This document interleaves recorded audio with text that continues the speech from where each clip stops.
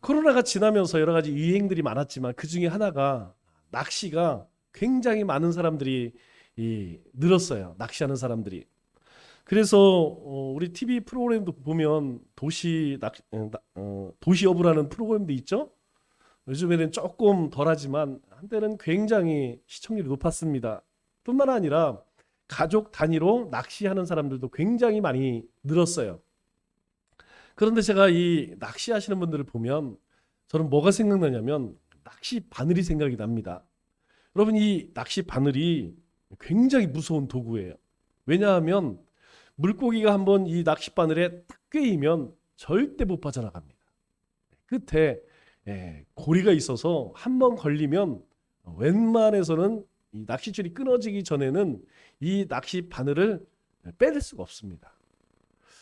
참 무서운 도구죠. 그런데 우리가 낚시할 때 어떻게 해요? 이 낚시 바늘에 미끼를 딱 낍니다. 그리고 주변에는 떡밥을 뿌리죠. 그러면 이제 물고기가 이렇게 모여들죠. 그래서 요 떡밥을 보고 미끼를 보고 탁 무는 순간에 이제 챔질이라고 그러죠. 탁 채면 이제 꼼짝 못해요. 그래서 이 낚시 바늘을 보면 저는 좀 무서운 생각이 듭니다. 우리가 살아가면서도 요 낚시 바늘과 같은 마음을 품고 살아가는 사람들이 종종 있어요. 주변에 떡밥을 탁 뿌리고 낚시 바늘에 탁 꿰기를 바라는, 그렇게 조금 남 안 되기를 바라는 그런 마음을 가지고 살아가는 사람들이 사실 우리가 살다 보면 의외로 많이 만납니다. 그런데 하나님은 어떨까요? 이런 사람들을 미워하십니다. 그래서 잠언 26장 27절 말씀을 보면 우리에게 이런 말씀으로 경고를 하세요. 함정을 파는 자는 그것에 빠질 것이요. 함정을 파는 자가 그 함정에 빠진대요. 또 돌을 굴리는 자는 도리어 그것에 치리라. 누군가 의도적으로 잘못되기를 바라서 함정을 파고 돌을 굴리면 결국 그 함정에 자기가 빠지게 되고 그 돌에 자기가 치게 된다. 이렇게 말씀합니다. 그렇기 때문에 우리가 살아가면서 우리의 마음에 어떤 마음을 품으라는 얘기냐면 좋은 마음을 품으라는 거예요. 선한 마음을 품으라는 것입니다. 그러면 그것이 나에게 돌아오는 거예요. 그러나 악한 마음을 품으면 그것이 결국 자기에게 해를 입히게 된다는 것이죠. 우리가 사막을 가기 위해서 반드시 필요한 동물이 있는데 그 동물이 낙타입니다. 현대적인 많은 좋은 어떤 자동차도 있고 여러 가지 기구들이 있지만 이 사막을 가기 위해서는 반드시 이 낙타 없이는 사막을 건널 수가 없어요. 그런데 이 낙타는 이 죽음의 사막을 건너기 위해서 고개를 하늘로 들거나 그리고 주변을 돌아보지 않는다고 합니다. 많은 사람들이 그런 이야기를 해요. 왜 그럴까? 왜 낙타는 주변을 돌아보고 하늘을 쳐다보지 않을까? 이유는 자신의 이 사막에서의 생명을 유지하는 비결이 바로 자기의 등에 달린 혹에 있기 때문이라고 이야기를 해요. 그러니까 사막은 얻을 수 있는 것이 아무것도 없습니다. 죽음의 땅이라는 것이죠. 그런데 이 낙타의 생명은 어디에 있느냐? 이 사막에서 살 수 있는 유일한 방법은 자기 등에 있는 혹의 생명이 있다는 것을 안다는 것이죠. 그런데 선인장도 마찬가지입니다. 선인장도 사막에 살죠. 그런데 이 선인장은 자기 몸속에 생명의 불을 머금고 있습니다. 다른 식물처럼 뿌리를 외부로 뻗어서 수분을 얻는 것이 아니라는 것이죠. 오히려 가시로 장벽을 칩니다. 그런데 낙타나 선인자만 그런 것이 아니라 사람도 별반 차이가 없다는 것이죠. 즉 사람이라고 해서 다 사람이냐? 아니라는 것입니다. 생명이 있는 사람이 있고 생명이 없는 사람이 있다는 것이죠. 아니 내가 숨을 쉬며 살아가는데 다 살아있는 것이지 무슨 소리냐. 우리가 숨 쉬는 이 생명을 이야기하는 것이 아니고 사람이 가지고 있는 생명력을 말하는 것입니다. 즉 사람 가운데는 사람을 살리는 사람이 있어요. 반면에 사람을 죽이는 사람이 있습니다. 우리가 어떤 모임에 가면 그런 사람들을 볼 수가 있어요. 우리가 어떤 모임에 가면 어떤 사람은 참 분위기를 잘 띄우고 사람을 유쾌하게 하는 사람들이 있습니다. 반면에 어떤 사람들은 이 분위기를 침체시키고 분위기 쎄하게 만드는 그런 사람들이 있어요. 이 대화를 하다 보면 어떤 사람은 굉장히 나에게 기를 주는 사람이 있죠. 나에게 막 용기를 주고 격려해 주는 사람이 있어요. 그런데 어떤 사람은 내 기가 빨려간다는 느낌이 드는 사람이 있어요. 그 차이가 무엇이냐면 그 안에 생명이 있느냐 생명이 없느냐의 차이라는 것이죠. 즉 내 안에 생명이 있으면 다른 사람을 살려냅니다. 반면에 내 안에 생명이 없으면 다른 사람들도 죽게 만든다는 것이죠. 모든 사람들은 절박한 상황에 처하게 되면 지푸라기도 잡고 싶은 심정으로 무엇이든 매달리게 됩니다. 이것은 모든 사람들이 다 마찬가지예요. 오늘 본문에 수로보니게 여인이 나와요. 우리는 이 여인을 가나안 여인이다 이렇게 칭합니다. 그런데 수로보니게라고 하는 지역은 두로와 시돈을 의미하죠. 우리가 세계사에서는 페니키아라고 이야기하죠. 페니키아는 해상 무역에 굉장히 능했던 그런 민족입니다. 우리 이스라엘 가면 이스라엘 예루살렘 한가운데 뭐가 있어요? 예루살렘 성전이 있죠. 그 성전을 누가 지었느냐? 솔로몬이 지었습니다. 이후에 2번 다시 재건을 하긴 했지만 처음 진 사람이 솔로몬이에요. 그 솔로몬이 이 성전을 지을 때 필요한 모든 그 목재를 어디서 가져왔느냐? 이 두로에서 가져왔습니다. 바로 두로 왕 히람이라는 사람에게 부탁을 해서 백향목을 가져왔죠. 바로 그 지역 출신 가나안 여인이 있었는데 예수님께서 어느 날 그곳에 가게 됩니다. 21절 말씀을 보니까 이렇게 이야기하죠. 예수께서 거기서 나가사 두로와 시돈 지방으로 들어가시니 거기가 어디냐면 예루살렘입니다. 예수님께서 예루살렘에 계셨다가 이제 두로와 시돈 지방으로 이렇게 내려가셨어요. 그런데 그 지역에 어떤 여인이 살았느냐? 이 가나안 여인이 살았는데 수로보니게 출신 가나안 여인이 살았는데 이 여인은 이스라엘 사람이 아니에요. 이방 민족 사람으로 그 여인에게는 귀신 들린 딸이 하나 있었습니다. 그래서 그 딸의 병을 고치기 위해서 온갖 방법을 다 써봤지만 좋은 결과를 얻을 수 없었죠. 현대에도 사실 우리 정신병의 한 가지죠. 뭐 우울증, 조울증 이런 병들이 있어요. 여러분 잘 낫지 않습니다. 이것은 우리 육신의 병과 다르게 마음의 병이기 때문에 금방 쉽게 잘 낫지가 않아요. 하물며 2000년 전에 이 귀신 들린 딸을 고치기란 지금처럼 의술이 좋은 것도 아니고 좋은 약이 있는 것도 아니고 고치기 어렵죠. 그러던 차에 예수님에 대한 소문을 이 가나안 여인이 듣게 됩니다.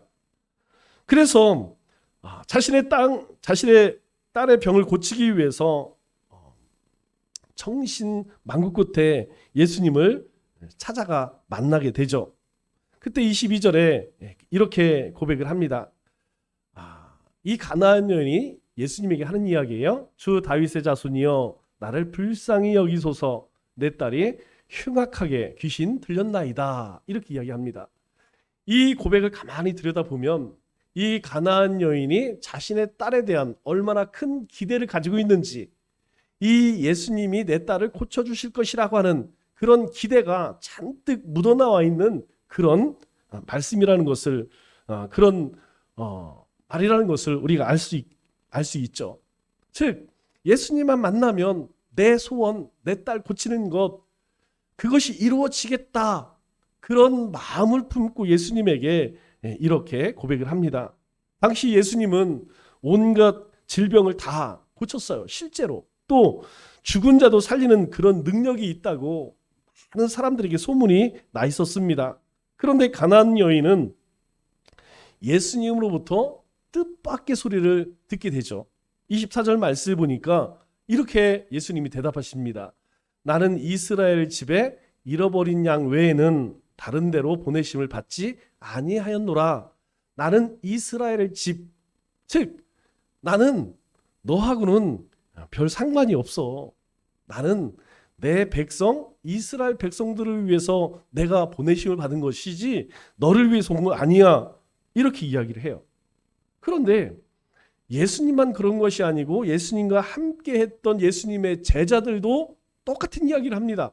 23절 보니까 제자들이 예수님에게 청하여 말하되 이 여자가 우리 뒤에서 소리 지르오니 그를 보내소서.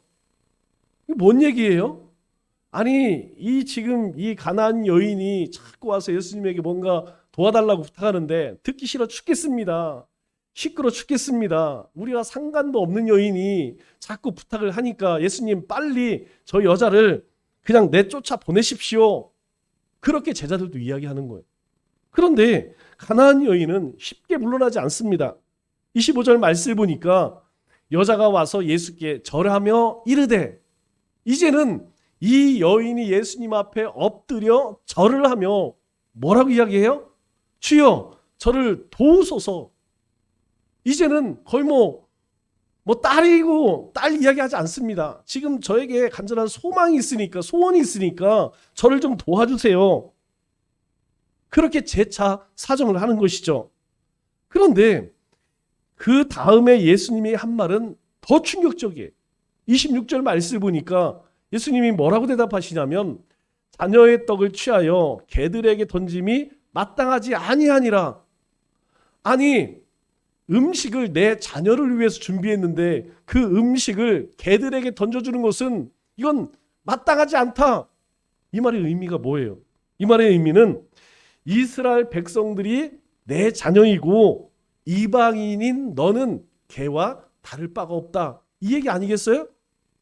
아니 내가 왜 너를 고쳐줘야, 너의 소원을 들어줘야 되느냐? 너는 나하고 하등의 상관이 없는 저 개와 같은 존재다. 여러분 만일 제가 이런 경우를 당했다면 저는 그런 생각이 들어요. 그래, 더러워서 그냥 잘 먹고 잘 살아라. 여러분 그런 생각 들지 않겠어요? 내가 아무리 소원이 있어서 아쉬운 것이 있어서 찾아오기는 했지만 정말 더럽고 치사하지 않아요? 아니 말씀만 한마디 하시면 얼마든지 고칠 수 있는데 개를 들먹이면서 그렇게 거절을 하는 모습을 보면 어떻게 생각하면 인종차별이죠. 인종차별을 넘어서 이것은 인격 모독에 가까운 말 아니겠습니까? 그런데 더 놀라운 것은 그럼에도 불구하고 이 여인은 뒤로 물러나지 않습니다. 27절 말씀을 보니까 여자가 이르되 주님 맞습니다. 개들도 제 주인의 상에서 떨어지는 부스러기를 먹나이다. 이 여인이 예수님에게 뭐라고 대답하냐면 예 맞습니다. 저는 개올시다 개. 그러나 개도 주인의 상에서 떨어지는 그 부스러기를 먹고 삽니다. 그러니까 저에게 그 부스러기라도 좀 던져주십시오. 저는 개 같은 존재입니다. 이렇게 고백을 해요. 이 이야기를 들은 예수님은 이 여인의 집요한 태도에 두 손 두 발을 다 들어버리시죠. 그리고 이 여인을 크게 칭찬을 합니다. 28절 말씀을 보니까 여자야 내 믿음이 크도다 내 소원대로 되리라 이렇게 말씀하세요. 예수님께서 너무 놀라셔서 그래 내 믿음이 크도다 내 소원대로 되리라 이렇게 이야기해요. 그것으로 끝나지 않습니다. 예수님께서 이 말씀을 하시는 바로 그때 이 여인의 딸이 나음을 입어요. 하반절 보니까 그때로부터, 그때가 언제예요? 예 맞습니다. 저는 개입니다. 개도 주인에서 떨어지는 부스러기를 먹고 삽니다. 그때 예수님께서 내 믿음을 키도다 그렇게 칭찬하실 바로 그때로부터 그의 딸이 나으니라 이렇게 성경은 말씀하고 있어요. 결국 이 가나안 여인은 예수님을 만남으로 인하여서 자신의 소원을 이루게 됩니다. 그렇다면 궁금한 게 있어요. 그 궁금이 무엇이냐면 여러분들의 소원은 무엇입니까? 여러분들이 지금 가지고 있는 소원은 무엇입니까? 돈 많이 버는 것? 아니면 세상 가운데에서 출세하는 것? 아니면 성공하는 것? 그런데 그것이 우리의 소원이 될 수 있을까요? 여러분, 그것이 영원하다면 우리가 소망할 수 있습니다. 그러나 그것은 영원하지 않다는 것이에요. 아마 이 여인의 기쁨이 어느 정도인지는 당사자가 아니고는 알 수가 없습니다. 하지만 자식을 둔 부모의 심정이라면 거의 비슷한 마음이에요. 이 여인이 지금 이 예수님의 말씀으로 인하여서 자신의 딸이 고침을 받았다는 그 감격과 기쁨은 경험해 보지 않은 사람은 할 수 없다는 것이죠. 우리가 살아가면서 정말 슬픈 것이 무엇이냐면, 여러분, 남편도 아니에요. 아내도 아닙니다. 내 자식이에요. 여러분, 자식을 생각하면 부모는 잠을 이룰 수가 없습니다. 자식이 고통당하는 것을 지켜보는 이 부모의 마음이라고 하는 것은 말을 할 수가 없어요.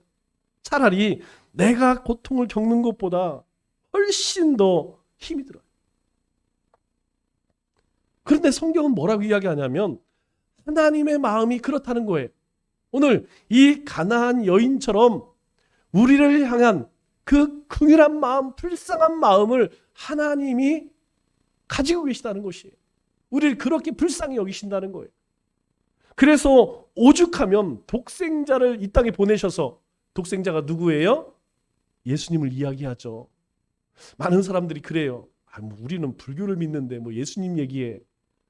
여러분, 올해가 몇 년이라고 했죠? 2024년입니다. 2024년의 뜻이 뭐예요? 예수님이 이 땅에 오신 지 2024년 되었다라는 뜻이에요. 그래서 기원 전, 기원 후, 영어로 이야기하면 AD, BC를 쓰는 겁니다. AD는 라틴어죠? 아노 도미닛. BC는 영어입니다. 비포 그리스도. 그리스도가 오기 전은 AD는 메시아가 온 이후를 이야기하는 거예요. 이 이야기는 무엇이냐면 예수님은 가상의 인물이 아니라 실존의 인물이라는 것입니다. 실제 있었던 사건이라는 것이죠. 즉 예수님이 왜 이 땅에 오셔서 십자가에서 죽으셨느냐? 바로 하나님이 우리를 사랑하셔서 하나밖에 없는 아들을 보내셨다는 거예요.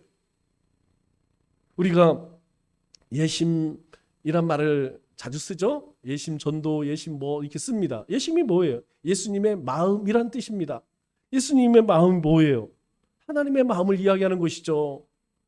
사람은 불쌍한 사람을 보면 그 마음 가운데에 측은지심이 갖게 돼 있습니다. 불쌍히 여기는 마음을 갖는다는 거예요. 그 마음이 없는 사람은 사람이 아니요. 그 사람은 본능을 쫓아 사는 사람입니다. 사람은 언제 사람 닮느냐? 하나님의 마음을 품을 때 사람다운 거예요. 여러분, 우리 어렸을 때 여러분들에게도 몇 번 말씀드렸지만, 야, 경찰서 가자? 이건 뭐 엄청난 일입니다. 대부분은 뭐라고 이야기해요? 이웃질이 뭐 그럴 수도 있지. 그거 사람 도리가 아니요. 여러분, 그렇게 다 해결이 됐어요. 할 수만 있다면 자식의 아픔을 대신하고 싶은 것이 누구의 마음이에요? 부모의 마음입니다. 모든 부모의 마음이 할 수만 있다면 자식들이 겪는 그 아픔과 고통 내가 다 쳤으면 좋겠어. 이 가나안 여인이 예수님의 은총을 얻기까지 받아야 했던 그 수모는 실로 가혹했습니다. 이 가나안 여인은 딸을 고쳐주기만 한다면 자신은 개 취급받아도 아무 상관없다. 그렇게 고백을 해요. 갖은 모욕을 감내하는 이 여인의 자식사랑과 그리고 예수님께서 분명히 딸을 고쳐주실 것이라고 하는 믿음이 결국 기적을 일구어내는 주인공이 되었다는 거예요. 그래서 하나님이 우리에게 요구하시는 것이 무엇입니까? 하나님께서 우리에게 약속하신 것이 무엇이에요? 하나님이 세상을 만드신 하나님, 우리를 만드신 하나님이 요한복음 3장 16절에 이렇게 말씀합니다. 하나님이 세상을 이처럼 사랑하사. 여기서 세상은 눈에 보이는 이 세상을 이야기하는 것이 아니고 사람을 이야기합니다. 이 세상의 모든 사람을 하나님이 사랑하셨는데 어떻게? 이처럼 사랑하셨대요. 그럼 이처럼 사랑하는 것이 무엇이냐? 독생자를 주셨으니 그 독생자는 바로 예수를 의미합니다. 하나님이 우리를 사랑하셔서, 여러분을 사랑하셔서 예수님을 이 땅에 보내셨다는 거예요. 그래서 그 예수를 통해서 우리가 얻은 것이 무엇이냐? 이는 그를 믿는 자마다 멸망하지 않고 영생을 얻게 하려 하심이라. 예, 다른 거 요구하지 않고 그 하나님이 우리를 사랑해서 보내신 예수님만 믿으면 영생을 얻게 하셨대요. 여러분, 기독교는 다른 건 요구하지 않습니다. 예수님을 믿는 믿음 한 가지만 요구하고 있어요. 그런데 왜 이것이 중요하냐? 왜 이 요한복음 3장 16절의 말씀이 중요하냐? 그 다음 17절에 있어요. 17절에 이렇게 이야기합니다. 하나님이 그 아들을 세상에 보내신 것은, 독생자를 이 땅에 보내신 이유는 세상을 심판하려 하심이 아니요, 이 세상의 모든 사람들을 그냥 다 지옥 가게 하려고 한 것이 아니라는 겁니다. 그 예수님을 보내신 이유는 그로 말미암아 세상이 구원을 받게 하려 하심이라. 예, 누구든지 그 예수님을 영접하기만 하면 이 세상을 만드신 하나님의 백성, 자녀가 된다는 거예요.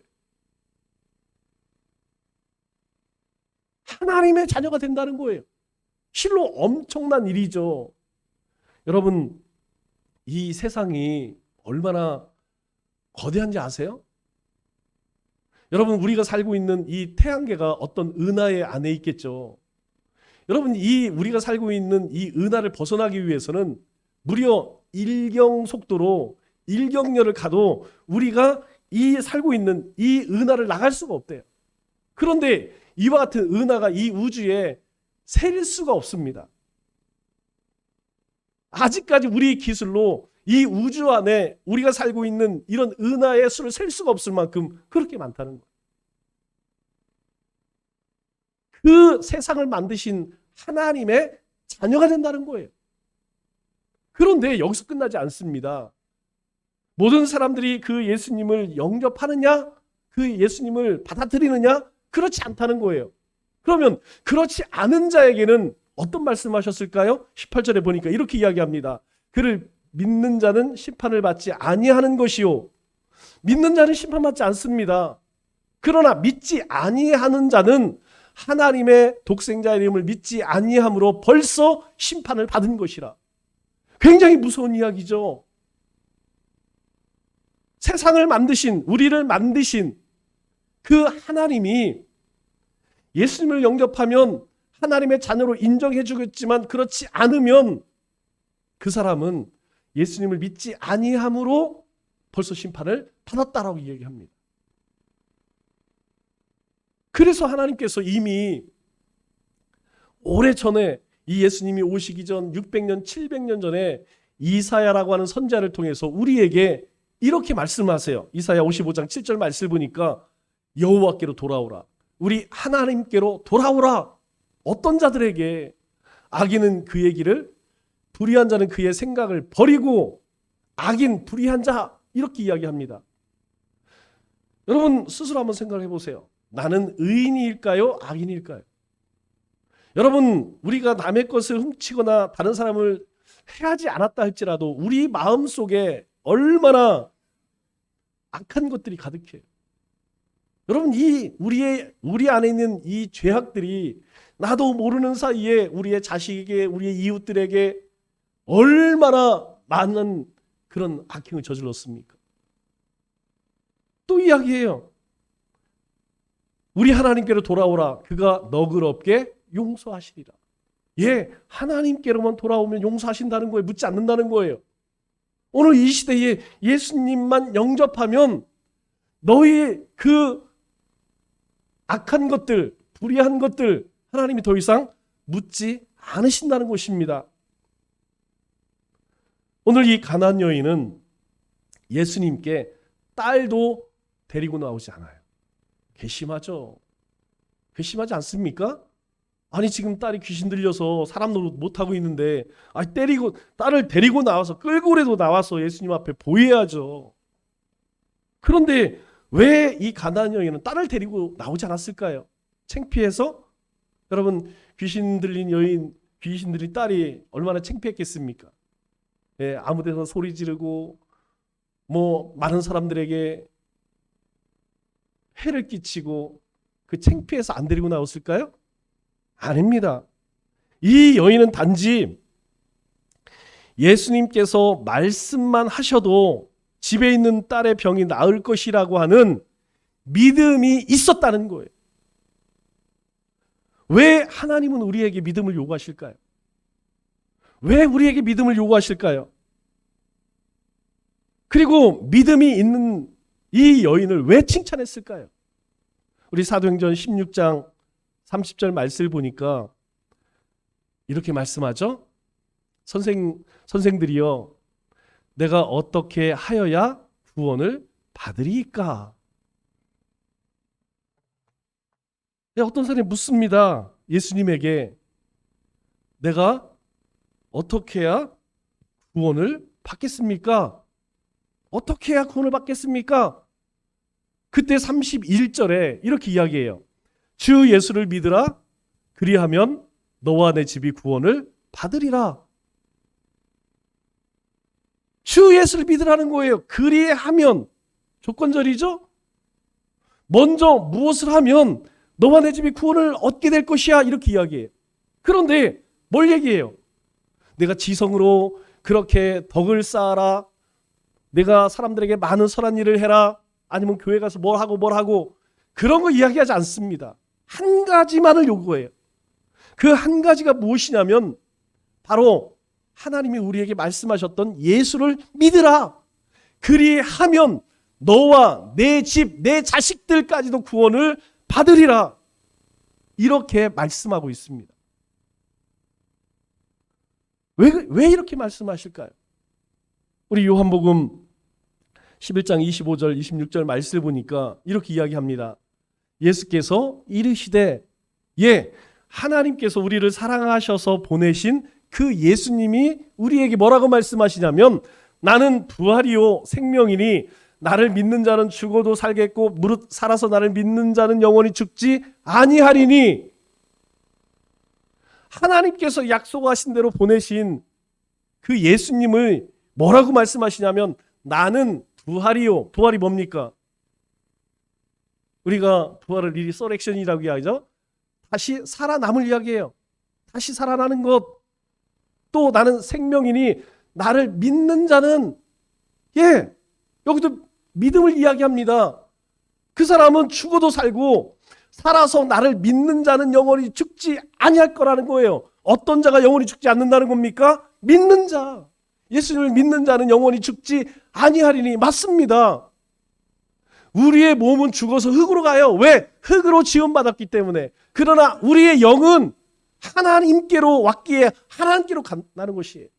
그래서 오늘 우리에게 묻습니다. 여러분에게 물어요. 이것을 내가 믿느냐? 여러분 믿습니까? 믿으시는 분은 영원히 죽지 않습니다. 그래서 오늘 우리에게 이 믿음을 강조하고 믿음을 칭찬하시는 것이죠. 오늘 본문을 보면 한 가지 궁금한 게 있어요. 그게 무엇이냐면, 예수님은 정말 인종을 차별하고 인격을 모독하는 그런 분일까? 여러분, 그런 분일까요? 아닙니다. 그런데 왜 예수님은 이 가나안 여인에게 그렇게 했을까요?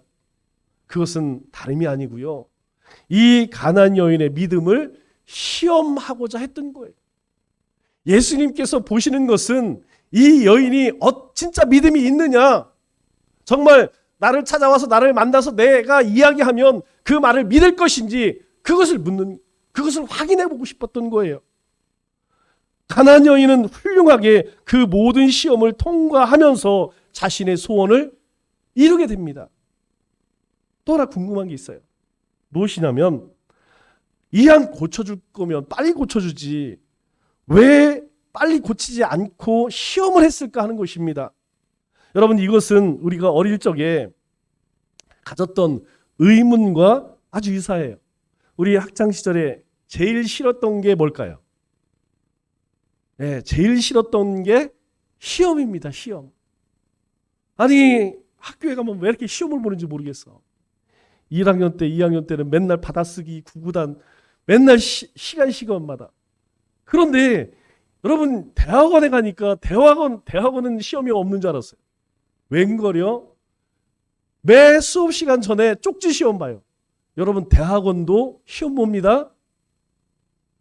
헬라어, 히브리어, 무슨 조직신학, 교의신, 뭔 그냥 시간마다 수업하기 전에 시험부터 봐, 시험부터.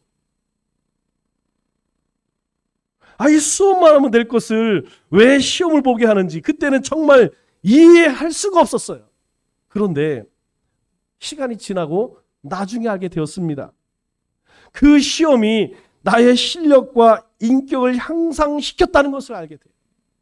그때는 정말 싫어요.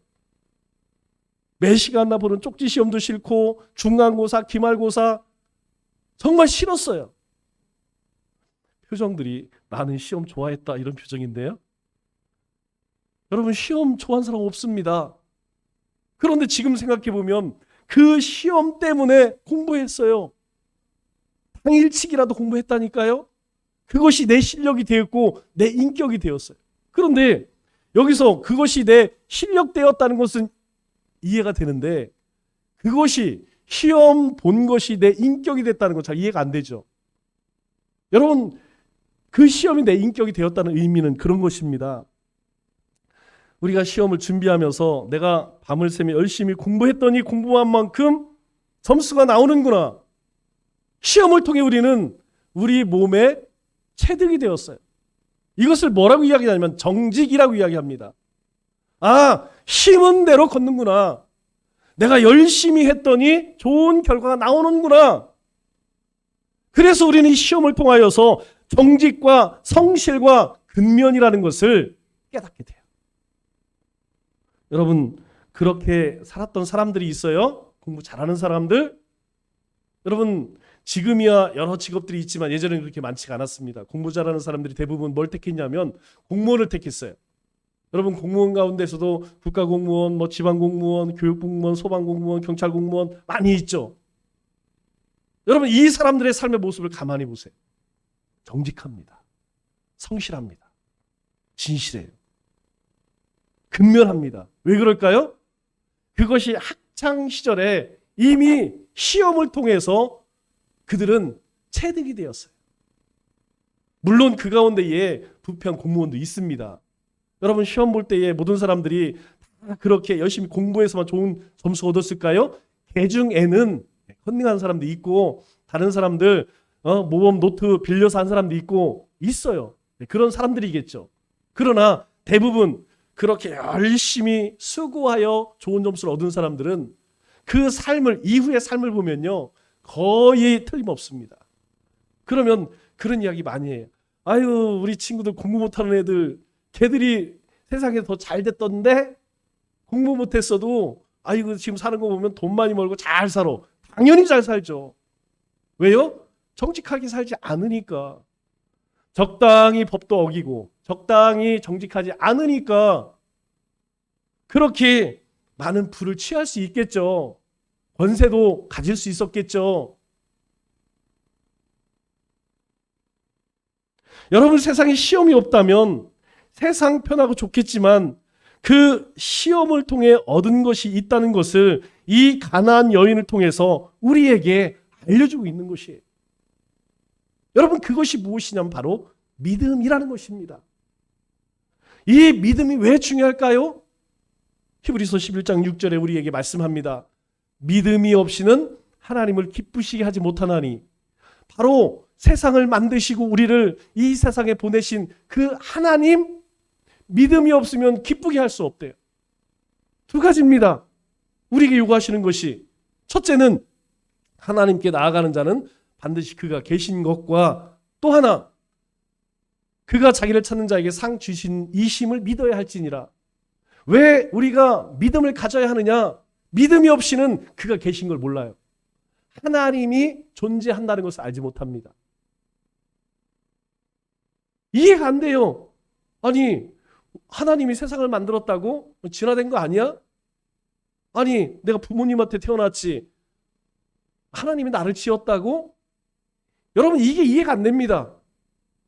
그런데 천천히 한번 생각해 보세요. 우리 부모님을 낳은 부모님, 그 부모님을 낳은 그 부모님. 여러분 그렇게 쭉 올라가다 보면 처음 사람은 어디에서 나왔을까요? 우리가 배운 대로 원숭이가 진화해서 사람 됐을까요?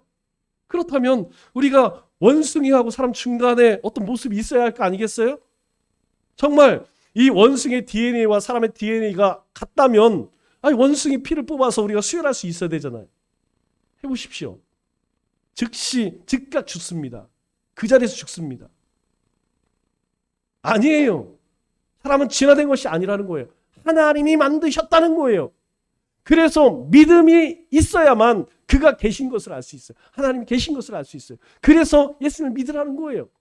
또 한 가지, 여러분 그게 문제가 아닙니다. 더 큰 문제는 그가 자기를 찾는 자들에게 상 주시는 이 심을 믿어야 할지니라. 상 주신대요.